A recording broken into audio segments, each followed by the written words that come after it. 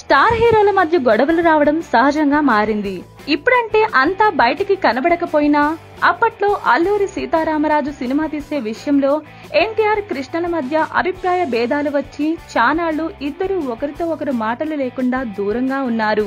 ఆ తర్వాత దానవీర సూరకర్ణ సినిమా టైంలోనే కృష్ణ అదే కథతో కురుక్షేత్రం తీయడం, అవి ముదిరి పాకాన పడడం, 2 సినిమాలు ఒకే రోజు విడుదల కావడం లాంటి పరిణామాల మధ్య చాలా రోజులు గడిచిపోయాయి.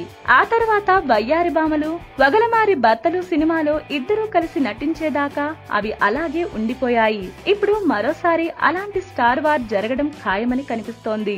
అది బాహుబలి పెదనాన్న, original rebel star Krishnam Raju and Manchu collection king Mohan బాబుల మధ్య. కృష్ణంరాజు కెరీర్ లో అన్ని సినిమాలు ఒకెత్తు, భక్త కన్నప్ప సినిమా ఒకెత్తు. అలాంటి సినిమా మరొకటి బాపు తప్ప వేరే వారు సృష్టించలేకపోయారు. దాన్ని ఇప్పటి ట్రెండ్ కు తగ్గట్టు టెక్నాలజీని వాడుకుని ప్రభాస్ హీరోగా పెట్టి తనే దర్శకత్వం వహించి రీమేక్ చేయాలని కృష్ణంరాజు గారికి ఎప్పటి నుంచో ఉన్న కోరిక. కానీ బాహుబలి కోసం 5 ఏళ్లు పోవడంతో వెయిట్ చేసిన కృష్ణంరాజు ఇప్పుడు సరైన సమయం దొరికింది. కానీ ఇదే కథతో మోహన్ బాబు కూడా మంచు విష్ణు హీరోగా కన్నప్ప సినిమా తీయాలని టైటిల్ కూడా రిజిస్టర్ చేయించాడు. స్క్రిప్ట్ మొత్తం తనిఖీల భరణితో రాయించి మరీ సిద్ధంగా ఉంచుకున్నాడు. అది సునీల్ హీరోగా తీద్దామని భరణి రాసుకున్న కథ మోహన్ బాబు అడగ్గానే ఇచ్చేశాడు. కన్నప్ప సినిమాని తన దర్శకత్వంలో తీయాలని మోహన్ బాబు ప్లాన్. కానీ కృష్ణంరాజు ఇది తాను ప్రభాస్ తో తీసుకుంటాను అని డ్రాప్ చేసుకోమని చెబితే ఇద్దరం తీద్దాం,